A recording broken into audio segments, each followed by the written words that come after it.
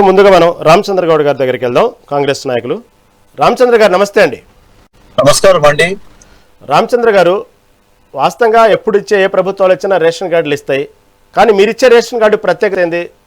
కొద్దిసేపటి క్రితం సీఎం రేవంత్ రెడ్డి కూడా మాట్లాడుతూ ఇదేదో ప్లాస్టిక్ వస్తువు లేకపోతే ఏదో ఉచితంగా బియ్యం ఇచ్చేటువంటి కార్డు కాదు, ఇది తెలంగాణ ప్రజలకు ఆత్మ గౌరవం, ఇది ఒకరి దగ్గర చేయాల్సిన అవసరం లేదు ఈ కార్డు ఉంటే అన్నట్టు ప్రత్యేకంగా చెప్పుకొచ్చారు.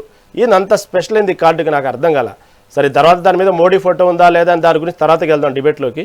ఏంది ఈ కార్డు స్పెషల్ అయింది? ఫస్ట్గా ముఖ్యంగా పేద వర్గాలకు, అట్టడుగు వర్గాలకు లబ్ధి అంటే వాళ్ళు ఇంతకు ముందు దొడ్డు బియ్యం ఉంటుండే, ఇప్పుడు సన్న బియ్యం ఇస్తున్నాము. ప్రతి ఒక్కరు కూడా సుమారుగా 3,42,00,000 మందికి ప్రత్యక్షంగా వాళ్లకు ప్రతి నెల తీసుకుంటున్నారు. ఇంతకు ముందు వాళ్ళు తీసుకునే బియ్యాన్ని ఏదో మన బీర్ కంపెనీలకో లేకుంటే పౌల్ట్రీ ఫార్మ్లకో దేనికో అమ్ముకునే ఛాయిసెస్ ఉంటుండే. ఈ రోజు అది కాదు, సంతోషంగా వాళ్ళు సుమారుగా 50 నుంచి 60 రూపాయలు ఉండే సన్న బియ్యం, అంటే పండగకే మనం సన్న బియ్యం తినే వాళ్ళు మధ్య తరగతి వాళ్ళు ఉంటుండే, ఒక్కొక్కసారి అన్నం తినలేని పరిస్థితి వాళ్ళు ఉంటుంది.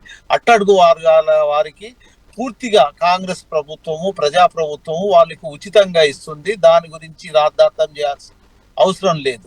దీని ప్రత్యేకత ఏంటంటే, దీనికి ఇంతకు ముందు గత ప్రభుత్వంలో వాళ్ళు కార్డులు ఇవ్వకపోతుండే. సుమారుగా వచ్చిన తర్వాత వాళ్ళు అంటే కొత్త వాళ్ళని, పాత వాళ్ళని డిలీట్ చేయలేదు, కొత్త వాళ్ళు అంటే కొత్త వాళ్ళు సభ్యులైనా కొత్త వాళ్ళని చేర్చుకునే ఛాయిసెస్ లేకుండే.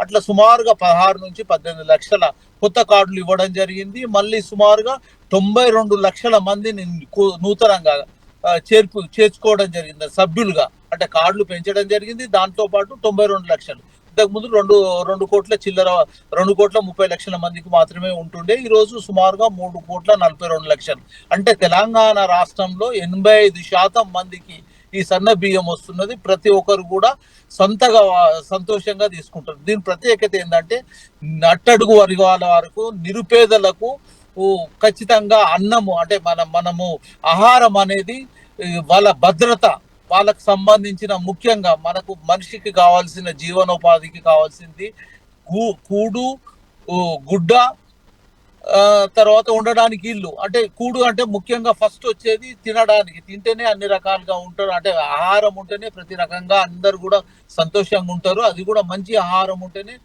అంటే వాళ్ళు ఆరోగ్యవంతులు అవుతారు. అన్ని రకాలుగా ఏ పని చేసుకున్నా, ఏ రకంగా ఉన్నా కానీ విద్యావంతులు అవ్వడానికి, లేకుంటే శారీరక శ్రమ చేసుకొని బతకడానికే పూర్తిగా తెలంగాణ ప్రభుత్వం మంచి అవకాశం కల్పించింది. దీని ఉద్దేశం ఏంటంటే, అంటే అర్హులకు మాత్రమే. ఇప్పుడు నా కార్డు ఉంది, నా కుటుంబానికి సంబంధించి మాత్రమే ఉంటుంది. ఇతరులకు వెళ్ళకుండా, ఇతరులకు దారదత్తం కాకుండా స్వప్రయోజనాల కోసానికి, కుటుంబ ప్రయోజనాల కోసానికే పనిచేస్తుంది. ముఖ్యంగా ఈరోజు 15th ఆగస్టు శుభాకాంక్షలు.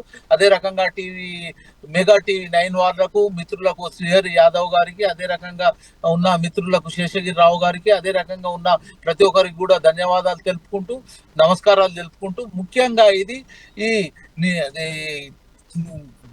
భారతదేశంలో ఎన్నో రాష్ట్రాలు, సుమారుగా 28-29 రాష్ట్రాలలో ఎక్కడ కూడా లేనిది తెలంగాణ ప్రాంతంలో ఈ సన్న బియ్యం ఇవ్వడం జరుగుతుంది. అదే ప్రత్యేకతగా చెప్పుకోవచ్చు.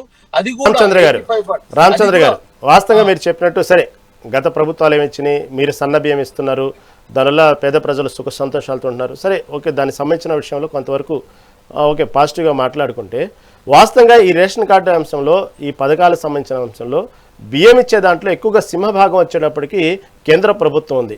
కానీ దీని ఎందుకు కేవలం రాష్ట్ర ప్రభుత్వంతో హైప్ చేసుకుంటూ దాని మీద మన దేశ ప్రధాని మోదీ ఫోటో లేదనేది ఇప్పుడు వాదన.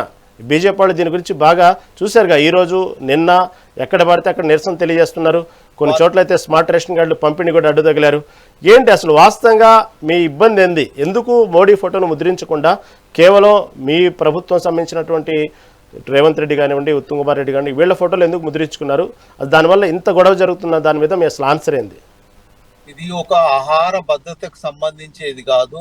దీనికి సంబంధించి ఆరోగ్య రీత్యా అనుకోండి, తర్వాత ఇంకే అవసరానికి అయినా కానీ ఇది కార్డు పనిచేస్తుంది. అది తెలంగాణ రాష్ట్రం కల్పిస్తున్నది.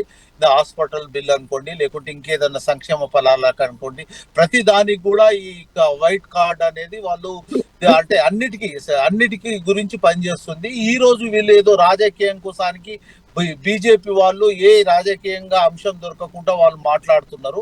కానీ కేంద్ర ప్రభుత్వంకు అంటే బీజేపీ ఉన్న రాష్ట్రాలలో మన వాళ్ళ ముఖ్యమంత్రులు తప్పించి వాళ్ళకు సంబంధించిన ఎంపీ అంటే వాళ్ళ మోడీ గారి ఫోటోలు కూడా లేవనేది అనుకుంటున్నాము. ఇంకోటి మనం కేంద్ర ప్రభుత్వం కొన్ని పథకాలలో ఇప్పుడు రైల్వేకు సంబంధించి అనుకోండి, తర్వాత ఆరోగ్యానికి అంటే హాస్పిటల్కి సంబంధించి కొన్ని దగ్గర మేము పోస్టర్లు చూస్తున్నాము. ఎక్కడన్నా రైల్వేకు మెట్రోకు అనుకోండి, ఎక్కడ చూసినా వాళ్ళకు సంబంధించినవి ఉంటున్నాయి. అంటే కేంద్ర ప్రభుత్వం అంటే వాళ్ళ ఇంటి నుంచి ఇస్తున్నారా, మనం ఇచ్చిన పన్నుల ద్వారానే వాళ్ళ పర్సంటేజ్ దాంట్లో వాళ్ళు ఇస్తున్నారు కదా. వాళ్ళ పథకాలలో మరి ఆరోగ్యానికి సంబంధించి, తర్వాత రైల్వేకు సంబంధించి, నేషనల్ హైవేకు సంబంధించి కొన్ని పోస్టర్లలో మరి ఏ రాష్ట్రానికి సంబంధించి ఆ రాష్ట్రానికి ఫోటోలు ఉండాలి కదా, అలాంటివి లేవు కదా. మరి వాళ్ళు తన సొంత ఇంటికి ఇచ్చినట్టు సొంతగా మేము బీజేపీ ఇస్తున్నట్టు, బీజేపీ ఎట్లా ఇస్తుంది, మనం ఇచ్చిన పన్నుల ద్వారా మన పర్సంటేజ్ లో మనకు రూపాయి ఇస్తే మనకు 30 పైసలు మాత్రమే వస్తుంది. ఈ 70 పైసల్లో వాళ్ళు మన డబ్బును వాడుకొని మనకు ఇచ్చే పరిస్థితి లేని రకంగా ఉంది. దాన్ని కూడా గమనించుకోవాలి. ఇప్పటి వరకు లేని బీజేపీ వాళ్ళు మీరు కేంద్ర ప్రభుత్వం నుంచి కేంద్రకు సంబంధించి మీరు ఏం చేయలేని 8 మంది ఎంపీలు ఉండి ఏం మాట్లాడలేంది, ఏం నిధులు తీసుకురాండి, RRR అనుకోండి, మెట్రోకి అనుకోండి, అదే రకంగా నేషనల్ డ్యామ్ అంటే నేషనల్ కు సంబంధించి కొన్ని పనులను కూడా ఏ పనులు కూడా చేయలేకుండా మీరు సుమారుగా 12 సంవత్సరాల నుంచి మీ ఏరియాలో ఉన్న ఎంపీలు అనుకోండి, కొంతమంది 2-3 సార్లు అయిన ఎంపీలు ఉన్నారు. అలా చూసుకుంటే ఓకే రామచంద్ర గారు ఓకే, చాలా సమయం ఉంది, మళ్ళీ మీ దగ్గరకు వస్తాను. ఇప్పటికే చాలా సమయం తీసుకున్నారు రామచంద్ర గారు, మళ్ళీ వస్తాను మీ దగ్గరకు వస్తాను. రైట్ రామచంద్ర గారు, సమయం చాలా తీసుకున్నారు. మనతో పాటు ఇదే అంశం మాట్లాడడానికి బీజేపీ నాయకులు కృష్ణారెడ్డి గారు ఉన్నారు. కృష్ణారెడ్డి గారు నమస్తే అండి.